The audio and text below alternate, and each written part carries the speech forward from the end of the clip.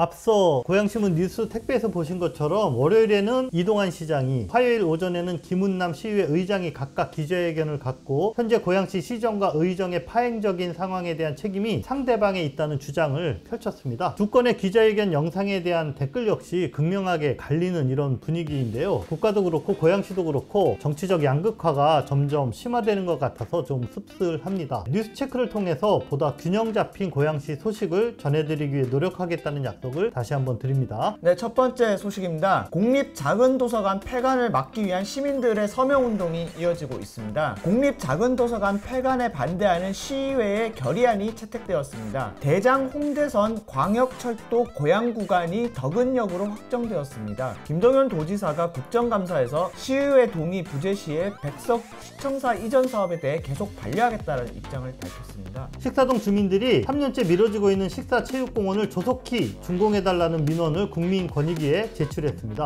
UAM 상용화와 관련된 특집 기사를 고양신문이 실었습니다. 한국항공대가 제1회 활주로 축제를 이번 주말에 개최합니다. 지난주 뉴스체크에서 공립 작은 도서관 폐관 움직임에 대해 다룬 이후로 정말 많은 일들이 이렇게 좀 있었는데요. 먼저 고양시 도서관센터 측에서 일부 데이터에 대한 문제 제기를 했다고요? 지난주에 저희가 보여드렸던 비교표인데요. 도서관센터 측에서의 담당자가 고양시 공립 작은 도서관 평균과 전국 작은 도서관 평균을 비교했는데 공립 작은 도서관 평균을 놓고 비교해야 되는 거 아니냐, 좀 이런 지적인데요. 항의 메일이 들어왔기 때문에 이 부분에 대해서 저희가 좀 이제 짚고 넘어가야 될 것 같은데, 먼저 이 해당 자료가 저희가 임의로 편집한 자료는 아니고요. 제3차 고양시 중장기 발전계획 작은 도서관 운영 현황이라는 자료에서 인용을 했습니다. 다시 말해서 이제 시에서 만든 자료를 저희가 인용을 한 자료라고 말씀을 드리겠고요. 그래서 지금 보여드리는 자료가 업데이트된, 그리고 전국 공립 작은 도서관과 이제 고양시 공립 작은 도서관을 이제 비교한 표라고 할 수 있는데요. 그러니까 고양시 도서관 센터 측의 요구를 반영해서 새로 만든 자료다라는 거죠? 네. 보시면은 여기 이제 장서수와 평균 면적, 연간 증서수 이런 거는 동일해요. 연간 이용자 수와 이 도서 대출 수, 도서 문화 프로그램 수 같은 경우는 전국 평균이 좀 늘었어요. 근데 이제 중요한 건 뭐냐면은 여전히 고양시가 전국 평균을 상회하는, 훨씬 더 이제 실적이 좋은 그런 상황이라는 거죠. 도서관 센터 측에서 작은 도서관 이용률이 낮아서 이제 폐관을 한다고 입장을 밝혔었잖아요. 센터 측에서는 이게 자기네 근거 자료는 제시를 하지 않고 신문사가 허위 정보를 퍼뜨리면 되냐라는 식의 좀 약간 대응은 유감스러운 부분이 있는 게 사실입니다. 보니까 고양시가 작년 아파트 공립 작은 도서관 폐관 당시에 제시한 이런 고양시 자료가 있기는 하네요. 사실은 이 자료야말로 좀 약간 악마의 편집이라고 저는 생각을 하거든요. 투입 예산 대비 실적이 되게 미진한 것처럼 보이잖아요. 대출 건수랑 이용자 수가 이제 두 자릿수이니까. 그런데 대출 건수와 이용자 수는 이게 작은 도서관 한 개소당 평균 값이에요. 그런데 투입 예산은 한 개소당이 아니라 전체 예산을 여기다가 기입을 해놨어요. 그러니까 마치 보면은 예산이 이만큼 들어갔는데 뭐 하루 이용자 수랑 뭐 도처 대출 수가 이거밖에 안 돼? 라고 사람들이 오해할 수 있을 만한 표 자료인데, 도서관 센터에서 지적했던 그런 논리에 따르면은 이 자료야말로 좀 기만하는 그런 자료가 아닌가. 한 개관 기준으로 하면 5천만 원 정도 예산이 들어가는 거네요. 공립 작은 도서관이 해온 역할이나 실적 같은 걸 단순히 정량적으로만 평가해도 비용 대비 효율이 훨씬 높다, 뭐 이런 지금 의견들인 것 같아요, 시민들은. 네, 뭐 이뿐만이 아니고요. 3년간 이제 경기도 내 다른 지자체도 공립 도서관을 줄이는 추세다 데이터를 보내줬었고, 그래서 이제 고양시도 시대 흐름에 따라가는 거지 우리만 뭐 특별하게 공립 작은 도서관들 뭐 없애는 거 아니다 이렇게 주장을 했어요. 그래서 그것도 좀 확인을 해봤는데 우선 군포시가 데이터상으로 이제 공립 작은 도서관이 6곳이 줄어든 걸로 나와 있더라고요. 고양시처럼 폐가는 게 전혀 아니고요. 사실상 사립에 가깝게 운영되고 있었는데 이걸 공립 데이터로 잡고 있었나 봐요. 근데 이제 내부적으로 이거를 우리가 계속 공립 작은 도서관으로 데이터를 잡고 있는 게 맞냐 이렇게 논의를 하다가 이거는 사립으로 하는 게 맞다. 그래서 이제 공립 작은 도서관의 통계에서 뺀 거예요. 도서관이 폐관한 건 아니네요. 네, 전혀 이제 고양시 상황과는 다르다고 볼 수 있고요. 부천 같은 경우에 이제 4개소가 줄었더라고요. 여기 같은 경우는 실적 평가를 해보니까 실적이 미진해가지고 이걸 이렇게 결정을 내렸다라고 하더라고요. 고양시 같은 경우는 이런 운영 성과 평가에 대한 명확한 데이터가 없잖아요.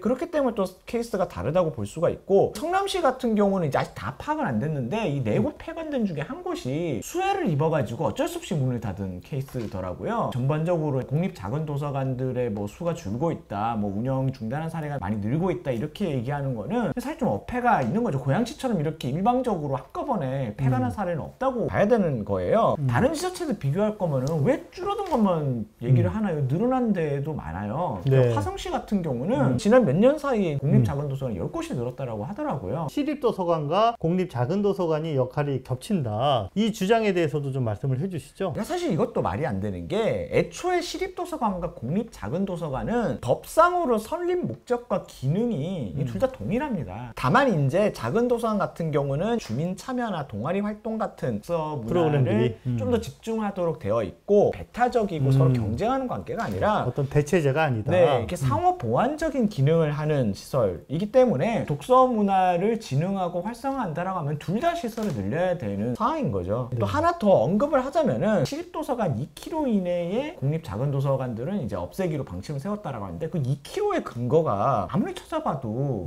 저는 잘 모르겠어요. 뭐 시에서 이제 추후에 제출하실지 모르겠는데 현재로서는 법적 근거가 없어 보이고요. 2024년 공공도서관 건립 운영 매뉴얼이 있어요. 여기 규정에는 공공도서관과 작은 도서관의 반경 기준을 500m 이하를 두고 있거든요. 행정적 규정이 명확하게 있음에도 이걸 2km라고 이제 좀 임의로 정해놓고 공립 작은 도서관 일방적으로 폐관하겠다 이렇게 한 게 규정에 맞게 하는 건가 좀 생각이 드는 거죠. 무엇보다도 이 이용자인 시민들의 지금 반발이 매우 거세잖아요. 뭐 벌써 온오프 상으로 서명운동이 굉장히 거세게 일고 있고, 현장에 가서 이용자분들이나 이제 시민분들을 만났는데 하나같이 지금 시의 결정에 대해 가지고 이제 분통을 터뜨리시고 스스로 다들 나서시는 그런 모습이더라고요. 도서관 센터 관계자들이 찾아와서 이제 얘기하는 과정에서 마치 이제 공립 작은 도서관이 이제 특혜인 것처럼, 여러분들은 지금까지 특혜를 입고 있었다 이라는 식으로 이렇게 얘기를 한다는데, 행정이 공공 서비스를 시민들에게 제공을 하는 게 이게 특혜라고 하면은 지금 상황에 이게 맞는 건가 싶은 생각이 사실 들어요.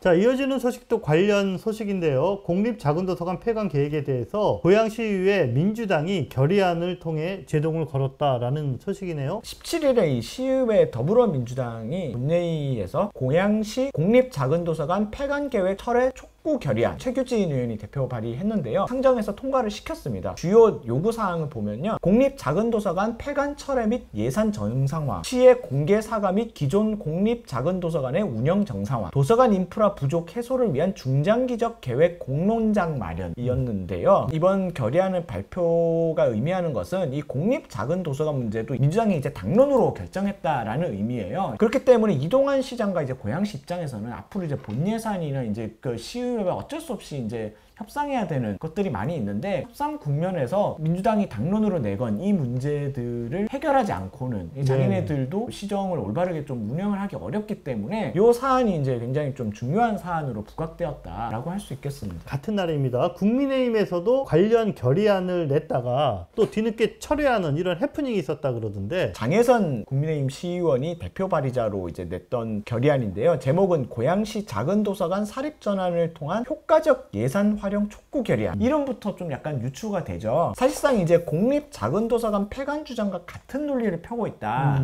뭐 좀 이런 지적들이 나왔는데요. 실제 안의 내용도 보면은 공립 작은도서관 한 개소당 약 5천만 원의 예산이 투입되고 있음에도 투입 비용 대비 성과 측면에서 좀 한계가 있다. 또 이런 내용도 있어요. 사립 전환을 통해서 자원봉사자들에게 사서직 운영을 맡김으로써 인건비에 지출되는 예산을 대폭 절감할 수 있다. 그런데 왜 철회한 건가요? 이 결의안이 같이 올라오니까 삽시간에 다 퍼져버린 거예요. 그래가지고 이제 막 국민의 의원들한테 막 항의 전화 걸고 좀 그랬던 상황인 것 같아요. 그런 후문이 있고, 다시 말해서 이거는 뭐 시민들이 얼마나 이 사안에 분노하고 있는가를 잘 보여주는 대목이라고 할 수 있는데, 국민의힘 측 입장 들어보셨나요? 네, 뭐 장혜선 의원의 말로는 일단은 지금 내면 안 될 것 같다 싶어서 일단은 한발 철회를 물러섰다. 했대요. 네, 그래서 추후 뭐 보완해서 제출했다고 하는데 잘 모르겠습니다. 이걸 제출할 수 있을지. 민자 사업으로 추진되는 부천 대장, 홍대 광역철도 주요 정차역 중 하나로 덕은역이 최종 확정됐다라는 좀 반가운 소식이 들려왔습니다. 대장 홍대선에 대해 궁금한 분들이 많이 계실 것 같고, 또 이 뉴스가 지난주 저희 고양시신문 뉴스 중에 조회수가 가장 높더라고요. 네, 먼저 이 대장 홍대선에 대해 궁금하실 분들이 많이 있으실 것 같은데, 부천 대장지구와 고양 덕은지구를 지나서 이제 서울 홍대 입구역까지 약 20km를 연결하는 철도이고요. 총 27분이 소요될 예정이라고 하고, 이거 민자 사업으로 운행되는 광역철도입니다. 총 12개 역이 생길 예정이라고 하는데, 총 4개소가 일단 환승 역사로 예정되어 있다고 하고요. 특히 고양시와 관련해서 이제 관심을 모으는 게 이 덕은지구 인근으로 지나다 보니까 역 위치에 대한 관심들이 많이 있었어요. 당초에는 구룡사거리라는 곳으로 역 위치가 예정되었다라고 하더라고요. 네, 맞습니다. 말씀하신 것처럼 덕은역 이전에 애초 계획됐던 그 역 위치도 주소상으로는 고양시에 있었습니다. 어디냐 하면은 구룡사거리. 지도 좀 보여드리겠습니다. 지도를 보시면 파란색 부분이 이게 고양시인데요. 이 위에서 제2자유로가 이렇게 나와서 가양대로, 가양대교 가는 쪽에 만나는 곳 사거리, 여기가 바로 구룡사거리예요. 근데 보시는 것처럼 주소상으로만 여기가 고양시지 주변에 고양시보다는 서울 상암지구와 훨씬 가깝잖아요. 그러다 보니까 요 역 위치를 나중에 생긴 덕은지구 쪽으로 좀 옮겨달라. 그래서 이번에 이제 덕은지구에 여기 생기는 걸로 그렇게 이렇게 바뀌었거든요. 그래서 고양시 구간에 역 하나가 새로 생긴 것과 같은 이런 결과를 가져온 것입니다. 역 위치만큼은 이제 궁금해할 만한 게 아무래도 개통 일정이잖아요. 국토부에서는 당초 내년 3월로 예정됐던 실시계획 승인 및 착공 일정을 올해 연말로 좀 앞당길 계획이라고 하더라고요. 다만 이제 좀 여기도 PF 자금, 그러니까 민간 자금이 거의 2조 원 이상 들어가는데 본격적인 공사는 내년부터 좀 가정하지 않겠냐, 이런 분석도 나오고 있습니다. 아무튼 뭐 개통 일자를 현재로서는 2030년으로 잡고 있는데, 개통 일자가 이렇게 크게 딜레이 되지 않고 주민분들의 교통 문제 좀 하루속히 해소됐으면 좋겠습니다.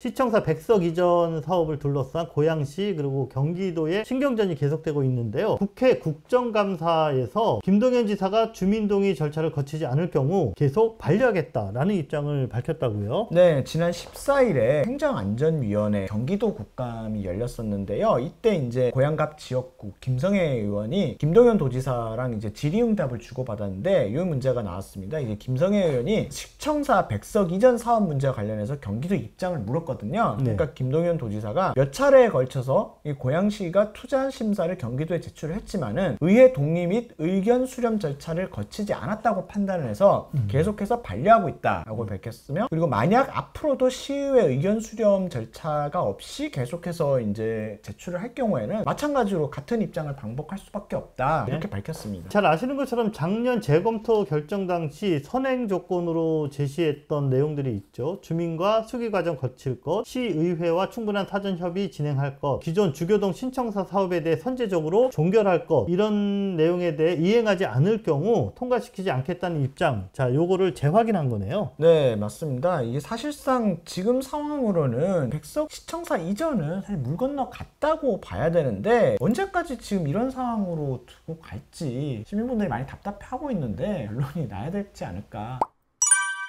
사진에서 보시는 이 건물 혹시 어딘지 아시나요? 이게 3년 전에 완공된 식사체육공원 건물입니다. 연면적이 약 2,700평에 이르고 지하 1층에 수영장, 1층에는 볼링장, 2층에는 다목적실 등이 들어설 예정이라서 식사동 주민들의 기대가 아주 높았었습니다. 하지만 공정률이 98%까지 진행된 상황에서 스톱됐습니다. 그리고는 문이 굳게 닫혀있는 상태로 무려 3년이 지금 흘러가고 있는 상황인데요. 최근 이 문제의 조속한 해결을 촉구하기 위해 4만 명에 가까운 주민들이 국민권익위에 집단 민원을 제출했다는 소식입니다. 사진은 14일에 식사동 미스티 입주자 대표회의 대표자들과 김성애 국회의원실 관계자 등이 이제 서울 종로구 국민권익위를 방문해서 식사체육공원의 조기 준공을 촉구하는 집단 민원을 접수하는 장면인데요. 연합회 측에서는 이번 집단 민원에 총 36,688명의 주민동의서가 접수됐다고 밝혔습니다. 네, 그러니까 한마디로 말해서 조기 착공 위해서 고양시의 적극 행정이 필요하다. 그러니까 국민권익위가 좀 개입해서 이 문제를 좀 해결해달라 뭐 이런 요구인가 보네요. 이때 측에서는 3년 가까이 체육공원이 방치되고 있다. 사실은 주민 입장에서는 속이 뒤집힐 만한 공정률도 거의 98%까지 돼가지고 다 완공됐는데 맞아요. 눈앞에 있는 거 이용을 못하고 있는 상황이니까. 근데 이제 고양시에 문제 좀 해결해달라고 이렇게 찾아가면은 계속 배임 문제 거론을 하면서 이게 소극적인 자세를 일관하고 있는데, 국민권익위에서 좀 이거 잘 판단해서 좀 권고안을 내줘가지고 고양시가 좀 적극 행정을 해서 이 문제를 빨리 해결하고 좀 해결책이 마련됐으면 좋겠다, 이런 입장을 밝혔습니다.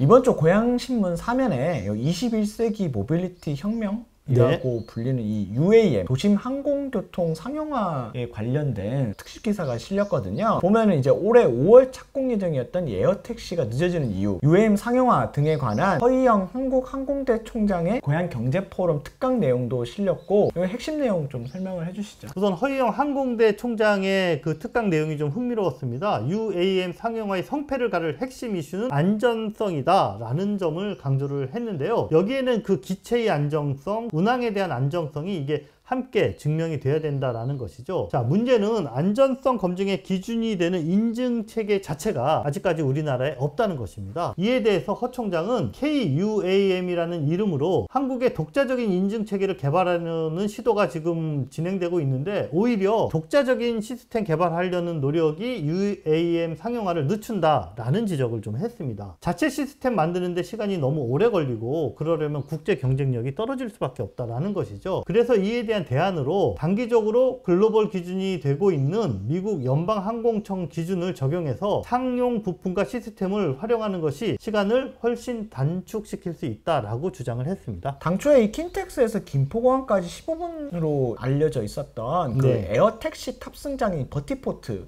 이게 5월 착공 예정이라고 국토부에서 발표했었잖아요. 이거 좀 어떻게 됐나요? 결론부터 말씀드리면 착공 못하고 있습니다. 국토부 계획보다 많이 늦어지고 있는 건데요. 왜냐? 에어택시로 불리는 UAM 기체를 아직까지 어떤 걸로 할지 확정을 못했기 때문입니다. 이게 어떤 기체를 적용하느냐에 따라서 당연히 버티포트의 설계 자체도 달라져야 되는 거잖아요. 아직까지 그 도입될 기체의 안정성이 입증되지 않았기 때문에 이걸 확정하지 못하고 있다라는 게 고양시 드론 산업팀의 설명입니다. 준비가 부족한 상태에서 장밋빛 비전을 이렇게 섣부르게 발표하기보다는 이제부터라도 차근차근 안전성을 확보해 가면서 실질적인 사업 진도를 밟아 나가야 되지 않을까 생각이 됩니다. 자세한 내용은 고양신문의 관련 기사들이 있으니 좀 찾아보시면 감사하겠습니다.